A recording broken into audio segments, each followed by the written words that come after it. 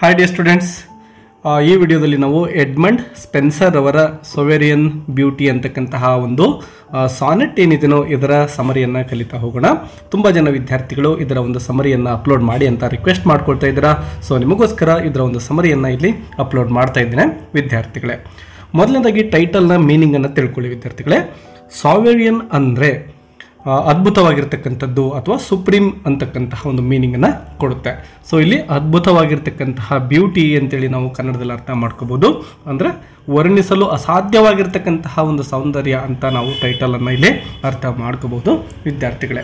ಈ ಒಂದು ಪೋಯಮಲ್ಲಿ ತಮ್ಮ ಒಂದು ಪ್ರಿಯತಮೆಯ ಅದ್ಭುತ ಒಂದು ಬ್ಯೂಟಿಯನ್ನು ಅಥವಾ ಸೌಂದರ್ಯವನ್ನು ಇಲ್ಲಿ ಪೋಯೆಟ್ ಡಿಸ್ಕ್ರೈಬ್ ಮಾಡ್ತಾ ಇದ್ದಾರೆ. ಅದರ ಜೊತೆಗೆ ಬ್ಯೂಟಿ ಅಂದರೆ ಕೇವಲ ಒಂದು ಫಿಸಿಕಲ್ ಬ್ಯೂಟಿ ಮಾತ್ರ ಅಲ್ಲ, ಅವಳ ಗುಣಗಳನ್ನು ಕೂಡ ಇಲ್ಲಿ ಅವರು ಒಂದು ದೈವಿಕ ಶಕ್ತಿಗೆ ಹೋಲಿಸ್ತಾ ಇದ್ದಾರೆ. Her beauty is very powerful ಅಂತ ಹೇಳ್ತಾ ಇದ್ದಾರೆ. ಬನ್ನಿ ಇದರ ಸಮರಿಯನ್ನು ಈಗ ನೋಡ್ತಾ ಹೋಗೋಣ.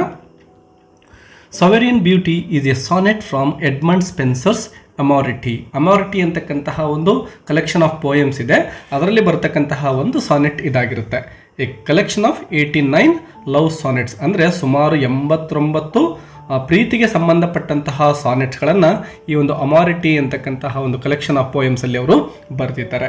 ಮತ್ತು ಆ ಒಂದು ಪುಸ್ತಕ ನೋಡಿ ಪಬ್ಲಿಷ್ಡ್ ಇನ್ 1595 1595ರಲ್ಲಿ ಈ ಒಂದು ಪೋಯಮ್ ಪಬ್ಲಿಷ್ ಆಗುತ್ತೆ ಅಥವಾ ಈ ಒಂದು ಪುಸ್ತಕ.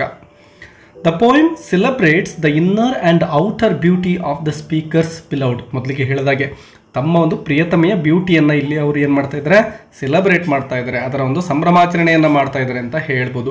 ಕೇವಲ ಇಲ್ಲಿ ಬ್ಯೂಟಿ ಅಂದರೆ ಔಟರ್ ಬ್ಯೂಟಿ ಮಾತ್ರ ಅಲ್ಲ, ಇನ್ನರ್ ಬ್ಯೂಟಿ, ಅವಳ ಮನಸ್ಸು ಎಂಥದ್ದು, ಅವಳ ಗುಣಗಳು ಎಂಥವು ಅಂತಕ್ಕಂಥದ್ದನ್ನು ಕೂಡ ಅವರು ಹೇಳ್ತಾ ಹೋಗ್ತಾರೆ ಔಟರ್ ಬ್ಯೂಟಿಯ ಜೊತೆ. It also reflects the values of Elizabethan courtly love, combining admiration for physical attractiveness with a deep appreciation for moral and spiritual virtue. ಎಲಿಜಬೆಥನ್ ಪೀರಿಯಡಲ್ಲಿ ಅನೇಕ ಕವಿಗಳು ಇದೇ ರೀತಿಯಾಗಿರ್ತಕ್ಕಂತಹ ಒಂದು ಪೋಯಮ್ಸ್ಗಳನ್ನು ಬರೆದಿದ್ದಾರೆ. ಅವರು ಅಡ್ಮೈರ್, ಇಲ್ಲಿ ಅಡ್ಮೈರ್ ಅಂದರೆ ಗೌರವಿಸುವುದು ಅಥವಾ ಒಂದು ಹೊಗಳೋದು ಅಂತೇಳಿ ನಾವು ಅರ್ಥ ಮಾಡ್ಕೋಬೋದು. ಅವರು ಅಡ್ಮೈರ್ ಮಾಡ್ತಾ ಇರ್ತಕ್ಕಂಥದ್ದು ಕೇವಲ ಫಿಸಿಕಲ್ ಬ್ಯೂಟಿಯನ್ನು ಮಾತ್ರ ಅಲ್ಲ, ಅಂದರೆ ನೋಡಲಿಕ್ಕೆ ಫಿಸಿಕಲಿ ಅಟ್ರಾಕ್ಟಿವ್ ಆಗಿದ್ದವರ ಕುರಿತು ಮಾತ್ರ ಅವರು ಪೋಯಮನ್ನು ಬರಿತಾ ಇರಲಿಲ್ಲ, ಅದ್ರ ಜೊತೆಗೆ ಡೀಪ್ ಅಪ್ರಿಷಿಯೇಷನ್ ಅಂದರೆ ಆಳವಾಗಿರ್ತಕ್ಕಂತಹ ಒಂದು ಅಪ್ರಿಷಿಯೇಷನ್ ಅಥವಾ ಹೊಗಳಿಕೆ ಯಾವುದ್ರದಪ್ಪ ಅಂದರೆ ಮಾರಲ್ ಆ್ಯಂಡ್ ಸ್ಪಿರಿಚುವಲ್ ವರ್ಚ್ಯೂ, ಒಂದು ಸದ್ಗುಣಗಳ ಕುರಿತು ಕೂಡ ಅವರು ಬರಿತಾ ಇದ್ರು. ಆಧ್ಯಾತ್ಮಿಕವಾಗಿರ್ತಕ್ಕಂತಹ ಗುಣಗಳ ಬಗ್ಗೆನೂ ಕೂಡ ಬರೆದಿದ್ದಾರೆ ಪೋಯೆಟ್ಗಳು. ಸೊ ಅದೇ ಒಂದು ಥೀಮ್ ಆಗಿ ಈ ಒಂದು ಪೋಯಮಲ್ಲೂ ಕೂಡ ಕಾಣಿಸ್ಕೊಳ್ತಾ ಇದೆ. In this sonnet, Spencer begins by describing the unmatched beauty of his beloved. Unmatched ಅಂತಕ್ಕಂತಹ ಪದ ನೋಡಿ ವಿದ್ಯಾರ್ಥಿಗಳೇ. ಅನ್ಮ್ಯಾಚ್ ಮೀನ್ಸ್ ಅವಳ ಒಂದು ಬ್ಯೂಟಿಯನ್ನು ಬೇರೆ ಯಾವುದಕ್ಕೂ ಕೂಡ ಕಂಪೇರ್ ಮಾಡಲಿಕ್ಕೆ ಸಾಧ್ಯನೇ ಇಲ್ಲ, ವರ್ಣಿಸಲಿಕ್ಕೆ ಸಾಧ್ಯನೇ ಇಲ್ಲ ಅಂತ ಹೇಳ್ತೀವಲ್ವ ನಾವು, ಆ ರೀತಿಯಾಗಿರ್ತಕ್ಕಂತಹ ಒಂದು ಬ್ಯೂಟಿಯನ್ನು ಅವಳು ಹೊಂದಿರ್ತಾಳೆ. He calls her beauty sovereign. Yes, sovereign ಅಂತ ಮೊದಲಿಗೆ ಹೇಳಿದಾಗೆ ಸುಪ್ರೀಮ್ ಅಂತಕ್ಕಂತಹ ಒಂದು ಮೀನಿಂಗನ್ನು ಕೊಡ್ತಿದ್ದೆ. ಮತ್ತು ರೂಲಿಂಗ್ ಓವರ್ ಆಲ್ ಅದರ್ಸ್, ಬೇರೆ ಎಲ್ಲ ಒಂದು ಬ್ಯೂಟಿಗಿಂತಲೇ ಅತ್ಯುನ್ನತವಾಗಿರ್ತಕ್ಕಂತಹ ಒಂದು ಬ್ಯೂಟಿ ಅಥವಾ ಸೌಂದರ್ಯವನ್ನು ಹೊಂದಿರತಕ್ಕಂಥವಳು ತನ್ನ ಪ್ರಿಯತಮೆ ಅಂತಕ್ಕಂಥದ್ದನ್ನು ಅವರು ಇಲ್ಲಿ ಡಿಸ್ಕ್ರೈಬ್ ಮಾಡ್ತಾ ಹೋಗ್ತಾರೆ. Her beauty is not just attractive but majestic and powerful. ಕೇವಲ ಅಟ್ರಾಕ್ಟಿವ್ ಮಾತ್ರ ಅಲ್ಲ, ಅದೊಂದು ಅದ್ಭುತ, ಮೆಜೆಸ್ಟಿಕ್ ಮತ್ತು ಪವರ್ಫುಲ್ ಅಂದರೆ ಶಕ್ತಿಯುತವಾಗಿರ್ತಕ್ಕಂಥದ್ದು ಅಂತೇಳಿ. Like that of A queen, ಒಬ್ಬ ರಾಣಿಗೆ ಇರ್ತಕ್ಕಂತಹ ಶಕ್ತಿ ಸಾಮರ್ಥ್ಯಗಳು ಏನಿರ್ತವೋ ಅದೇ ಒಂದು ಸಾಮರ್ಥ್ಯ ಈ ಒಂದು ಬ್ಯೂಟಿಯಲ್ಲಿದೆ ಅಂತ ಹೇಳ್ತಾ ಇದ್ದಾರೆ. The speaker is clearly enchanted, ಅಂದರೆ ಮೂಕ ವಿಸ್ಮಿತ ಆಗೋ ರೀತಿಲಿ ಅವಳ ಬ್ಯೂಟಿ ಇರ್ತಕ್ಕಂಥದ್ದು. ಆ್ಯಂಡ್ ಈವನ್ ಓವರ್ ಹೆಲ್ಮ್ಡ್, ತುಂಬಾ ಸಂತೋಷ ಆಗ್ತಾ ಇದೆ ಅವ್ರಿಗೆ. ಬೈ ಹರ್ ಅಪಿಯರೆನ್ಸ್, ಅಂದರೆ ತಮ್ಮ ಒಂದು ಪ್ರಿಯತಮೆಯ ಒಂದು ಸೌಂದರ್ಯಕ್ಕೆ ಮಾರು ಹೋಗಿಬಿಟ್ಟಿದ್ದಾರೆ ಕಂಪ್ಲೀಟಾಗಿ, ಆ ರೀತಿ ಅರ್ಥ ಮಾಡ್ಕೋಬೋದು. ಇನ್ನು however Spencer does not stop at physical beauty. ಕೇವಲ ಅವಳ ಒಂದು ದೈಹಿಕ ಸೌಂದರ್ಯವನ್ನು ವರ್ಣನೆ ಮಾಡಿಬಿಟ್ಟು ಮಾತ್ರ ಅವರು ಸುಮ್ಮನಾಗ್ತಾ ಇಲ್ಲ ನಮ್ಮ ಪೋಯೆಟ್ ಅವರು. ಅದರ ಜೊತೆಗೆ ಏನು ಮಾಡ್ತಾರೆ, he also praises her mind, ಅವಳ ಮನಸ್ಸು ಎಂಥದ್ದು, ಅದೊಂದು ಎಷ್ಟು ಅದ್ಭುತವಾಗಿರ್ತಕ್ಕಂಥದ್ದು, ಅವಳೆಷ್ಟೊಂದು ಸದ್ಗುಣಗಳನ್ನು ಹೊಂದಿದ್ದಾಳೆ ಅನ್ನೋದನ್ನು ಕೂಡ ಅವರು ಹೊಗಳ್ತಾ ಇದ್ದಾರೆ. ಹರ್ ಸೋಲ್, ಅವಳ ಆತ್ಮ ಎಷ್ಟೊಂದು ಪವಿತ್ರವಾಗಿರ್ತಕ್ಕಂಥದ್ದು ಅನ್ನೋದನ್ನು ಕೂಡ ಅವರು ಇಲ್ಲಿ ಹೇಳ್ತಾ ಇದ್ದಾರೆ. suggesting that what truly makes her special is her inner grace and goodness. ದೈಹಿಕವಾಗಿ ಅಥವಾ ನೋಡಲಿಕ್ಕೆ ಅವಳ ಒಂದು ಫಿಸಿಕಲ್ ಬ್ಯೂಟಿ ಏನೋ ತುಂಬ ಚೆನ್ನಾಗಿರ್ಬೋದು, ಅವಳಂತೆ ಇನ್ನು ಬೇರೆ ಬೇರೆ ಬ್ಯೂಟಿ ಆಗಿರ್ತಕ್ಕಂತಹ ಗರ್ಲ್ಸ್ಗಳು ಕೂಡ ಸಮಾಜದಲ್ಲಿ ಸಿಗಬಹುದು. ಆದರೆ ಇವಳನ್ನು ಬೇರೆಯವರಿಗಿಂತ ಸ್ಪೆಷಲ್ ಆಗಿ ನೋಡಲಿಕ್ಕೆ ಕಾರಣ ಏನಪ್ಪ ಅಂದರೆ ಅವಳ ಒಂದು ಇನ್ನರ್ ಗ್ರೇಸ್, ಅವಳ ಮನಸ್ಸು ಎಷ್ಟೊಂದು ಬ್ಯೂಟಿಫುಲ್ ಆಗಿದೆ ಮತ್ತು ಗುಡ್ನೆಸ್, ಅವಳಲ್ಲಿರ್ತಕ್ಕಂತಹ ಗುಣಗಳು ಎಷ್ಟೊಂದು ಒಳ್ಳೆಯವಿದ್ದಾವೆ. ಹಾಗಾಗಿನೇ ಇವಳು ಬೇರೆ ಬ್ಯೂಟಿಫುಲ್ ಗರ್ಲ್ಸ್ಗಿಂತ ಸಪ್ರೇಟಾಗಿ ನಿಲ್ತಾಳೆ ಅಂಥೇಳಿ ಪೊಯೆಟ್ ಹೇಳ್ತಾ ಇದ್ದಾರೆ. Spencer reflects on how the world often judges beauty based only on physical appearance. ನಾವೇನು ಮಾಡ್ತೇವೆ, ಕೇವಲ ಫಿಸಿಕಲ್ ಅಪಿಯರೆನ್ಸ್ ಅಂದರೆ ನೋಡಲಿಕ್ಕೆ ಮಾತ್ರ ಚೆನ್ನಾಗಿದ್ದರೆ ಶಿ ಈಸ್ ಎ ಬ್ಯೂಟಿಫುಲ್ ಅಂತ ನಾವು ಹೇಳ್ತೇವೆ. ಬಟ್ ಅದು ಮಾತ್ರ ಅಲ್ಲ, ನಾವು ಅವಳಲ್ಲಿರ್ತಕ್ಕಂತಹ ಗುಣಗಳನ್ನು ಕೂಡ ನೋಡಬೇಕಾಗುತ್ತೆ ಅಂತಕ್ಕಂಥದ್ದನ್ನು ಸ್ಪೆನ್ಸರ್ ಅವರು ಇಲ್ಲಿ ರಿಫ್ಲೆಕ್ಟ್ ಮಾಡ್ತಾ ಇದ್ದಾರೆ. ಒಂದು ಜಗತ್ತಿಗೆ ಒಂದು ಸಂದೇಶವನ್ನು ಅವರು ಇಲ್ಲಿ ಕೊಡ್ತಾ ಇರ್ತಕ್ಕಂಥದ್ದನ್ನು ಗಮನಿಸ್ತೇವೆ ವಿದ್ಯಾರ್ಥಿಗಳೇ. Many people he says focus on outward features like the eyes, lips and face. ನೋಡಿ, ನಾವೇನು ಮಾಡ್ತೇವೆ, ಬ್ಯೂಟಿ ಅಂತ ಹೇಳಬೇಕು ಅಂದರೆ ಕಣ್ಣುಗಳನ್ನು ನೋಡಿ ಹೇಳ್ತೇವೆ, ತುಟಿಗಳನ್ನು ನೋಡಿ ಹೇಳ್ತೇವೆ, ಅವಳ ಮುಖವನ್ನು ನೋಡಿ ಹೇಳ್ತೇವೆ. ಕೇವಲ ನಾವು ಇವುಗಳ ಈ ಕಡೆ ಮಾತ್ರ ಗಮನವನ್ನು ಕೊಡಬಾರದು. while the speaker acknowledges that his beloved is indeed beautiful in appearance, he insists that her true worth lies in her character, her wisdom, kindness and virtue. ನೋಡಲಿಕ್ಕೆ ಇವಳು ಕೂಡ ಎಲ್ಲರಂತೆನ ಬ್ಯೂಟಿಫುಲ್ ಆಗಿದ್ದಾಳೆ. ಇವಳ ಕಣ್ಣುಗಳು ಅದ್ಭುತವಾಗಿದ್ದಾವೆ, ಲಿಪ್ಸ್ ಕೂಡ ಅದ್ಭುತವಾಗಿದ್ದಾವೆ ಮತ್ತು ಫೇಸ್ ಕೂಡ ಅದ್ಭುತವಾಗಿದ್ದಾವೆ. ಅದ್ರ ಜೊತೆಗೆ ನಾವು ಆ್ಯಡ್ ಮಾಡ್ಬೋದಾಗಿರ್ತಕ್ಕಂತಹ ಮತ್ತೊಂದಿಷ್ಟು ಅಂಶಗಳು ಏನಪ್ಪ ಅಂದರೆ ಅವಳ ಒಂದು ಕ್ಯಾರೆಕ್ಟ್ರಲ್ಲಿರ್ತಕ್ಕಂತಹ ಗುಣಗಳು, ಅವಳ ಒಂದು ವಿಸ್ಡಮ್, ಅವಳಲ್ಲಿರ್ತಕ್ಕಂತಹ ಒಂದು ಬುದ್ಧಿವಂತಿಕೆ, ಜಾಣ್ಮೆ, ಕೈಂಡ್ನೆಸ್, ಅವಳಲ್ಲಿರ್ತಕ್ಕಂತಹ ಕರುಣೆ, ದಯಾಗುಣಗಳು ಮತ್ತು ವರ್ಚ್ಯೂ, ಒಂದು ಮಾನವೀಯ ಮೌಲ್ಯಗಳು ಅಂತ ಹೇಳಬಹುದು. ಸೊ ಅವೆಲ್ಲವೂ ಕೂಡ ಬೇರೆ ಬ್ಯೂಟಿಫುಲ್ ಗರ್ಲ್ಸ್ಗಿಂತ ಅಥವಾ ಬೇರೆ ಬ್ಯೂಟಿಗಿಂತ ಹೆಚ್ಚಾಗಿದ್ದಾವೆ. This inner beauty, he says, shines through her actions and presence, making her more admirable than anyone else. Yes, ಅವಳ ಈ ಒಂದು ಇನ್ನರ್ ಬ್ಯೂಟಿಯಿಂದ ಆಗಿಯೇ ಅವಳು ಏನು ಮಾಡ್ತಾ ಇದ್ದಾಳೆ, ಬೇರೆಯವರಿಗಿಂತ ಅಡ್ಮೈರಬಲ್ ಆಗಿದ್ದಾಳೆ, ಅಂದರೆ ಹೊಗಳಿಕೆಗೆ ಅರ್ಹಳಾಗಿರ್ತಕ್ಕಂಥವಳು ಅಂತೇಳಿ ಹೇಳ್ತಾರೆ. ಅವಳ ಒಂದು ಆ್ಯಕ್ಷನ್ಸ್ ಇರ್ಬೋದು, ಅವಳ ಪ್ರೆಸೆನ್ಸ್ ಇರ್ಬೋದು, ಅವುಗಳು ಅವಳನ್ನು ಸಪ್ರೇಟಾಗಿ ಇರೋ ಹಾಗೆ ಮಾಡ್ತವೆ. The poet contrasts this idea of true beauty with the shallow admiration of surface level charm. Shallow ಅಂದರೆ ನಾವು ಕೇವಲ ಮೇಲ್ನೋಟಕ್ಕೆ ಮಾತ್ರ ನೋಡಿಬಿಟ್ಟು ಬ್ಯೂಟಿ ಅಂತ ಹೇಳ್ತೀವಲ್ವ, ಅದು ನಿಜವಾಗಿರ್ತಕ್ಕಂತಹ ಬ್ಯೂಟಿ ಅಲ್ಲ. ಸರ್ಫೇಸ್ ಲೆವೆಲ್ ಚಾರ್ಮನ್ನು ನೋಡಿ, ಅಂದರೆ ಚರ್ಮದ ಬಣ್ಣ ಅಥವಾ ನೋಡಲಿಕ್ಕೆ ಇರ್ತಕ್ಕಂತಹ ಒಂದು ಆಕಾರ, ಇವುಗಳನ್ನು ನೋಡಿ ನಾವು ಬ್ಯೂಟಿಯನ್ನು ಗುರುತಿಸಬಾರ್ದು ಅಂತಕ್ಕಂತಹ ಒಂದು ಐಡಿಯಾವನ್ನು ಇಲ್ಲಿ ಕೊಡ್ತಾರೆ.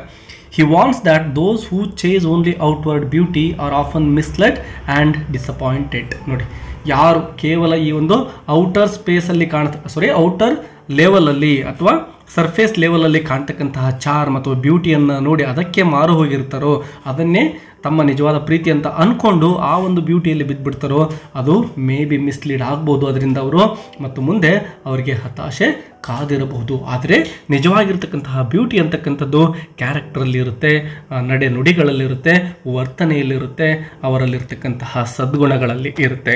ಸೊ ಇವುಗಳನ್ನು ನೋಡಿ ಯಾರಾದರೂ ಪ್ರೀತಿಯಲ್ಲಿ ಬಿದ್ದರೆ ಖಂಡಿತ ಅವರು ಮೋಸಕ್ಕೆ ಒಳಗಾಗಲಾರರು ಅಂತಕ್ಕಂತಹ ಮೆಸೇಜನ್ನು ಈ ಒಂದು ಪೋಯಂ ಮೂಲಕ ಕೊಡ್ತಾ ಇದ್ದಾರೆ.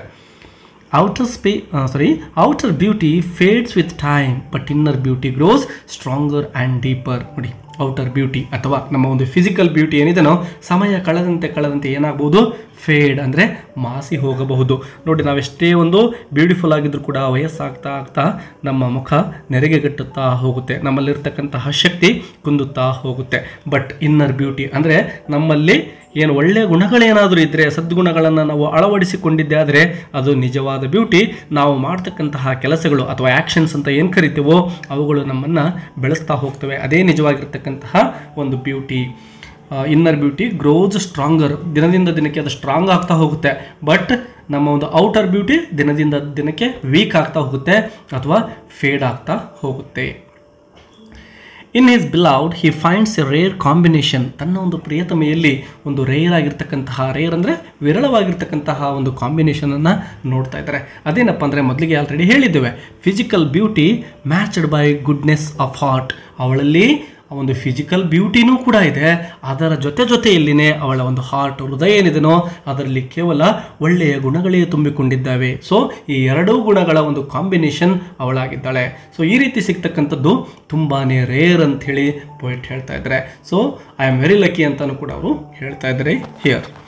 This perfect union makes her sovereign. So ಈ ರೀತಿ ಅವಳು ನೋಡಲಿಕ್ಕೂ ಬ್ಯೂಟಿಫುಲ್ ಆಗಿದ್ದಾಳೆ, ಒಳ್ಳೆಯ ಗುಣಗಳನ್ನು ಕೂಡ ಅಳವಡಿಸಿಕೊಂಡಿರುವ ಕಾರಣದಿಂದಲೇ ಪೋಯೆಟ್ ತಮ್ಮ ಒಂದು ಪ್ರಿಯತಮೆಯನ್ನು ಸೊವೇರಿಯನ್ ಅಂತೇಳಿ ಕರೀತಾ ಇದ್ದಾರೆ. ಮೇ ಬಿ ನಿಮಗೆ ಕ್ವಶನ್ ಬಂದರೂ ಬರ್ಬೋದು, ಯಾವ ಒಂದು ರೀಸನ್ಸಿಂದಾಗಿ poet is calling her lover as sovereign ಅಂತ. So you need to write this answer for that question.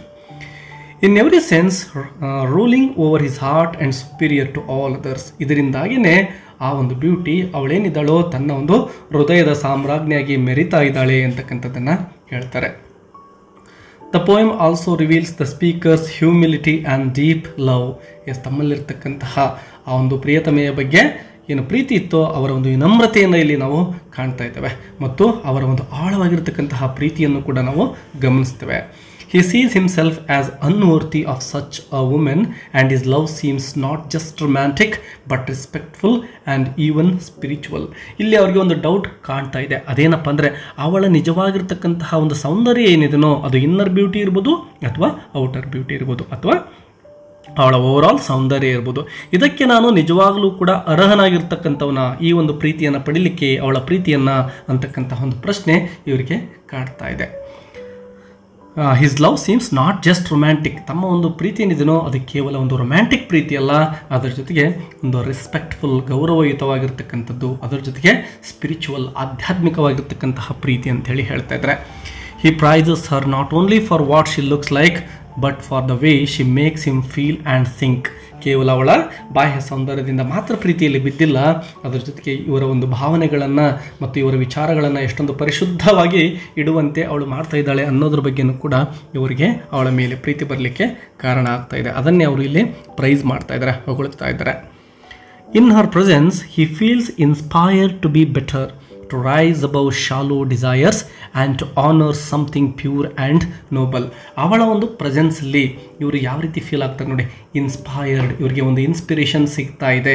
ಯಾವುದಕ್ಕೆಂದರೆ to be better, ಇವತ್ತಿಗಿಂತ ನಾಳೆ ಉತ್ತಮರಾಗಲಿಕ್ಕೆ ಒಂದು ಇನ್ಸ್ಪಿರೇಷನ್ ಸಿಗ್ತಾ ಇದೆ. ಅದರ ಜೊತೆಗೆ ಟು ರೈಸ್ ಅಬೌವ್ ಶಾಲೋ, ತಮ್ಮಲ್ಲಿರ್ತಕ್ಕಂತಹ ಸಣ್ಣ ಒಂದು ಆಸೆಗಳೇನಿರ್ತವೋ ಅವುಗಳನ್ನು ಬಿಟ್ಟು ಉನ್ನತ ಮಟ್ಟಕ್ಕೆ ಏರ್ತಕ್ಕಂತಹ ಗುಣಗಳನ್ನು ಅಳವಡಿಸಿಕೊಳ್ಳಲಿಕ್ಕೆ ಆ ಬ್ಯೂಟಿ ಸಹಾಯ ಮಾಡ್ತಾ ಇದೆ. And to honour something pure and noble, ನಿಜವಾಗಿರ್ತಕ್ಕಂತಹ ಒಂದು ಪ್ಯೂರ್ ಅಥವಾ ಶುದ್ಧತೆ ಅಂತ ಹೇಳ್ಬೋದು, ಮತ್ತು ನೋಬಲ್ ಅಂದರೆ ಶ್ರೇಷ್ಠವಾಗಿರ್ತಕ್ಕಂಥದ್ದು.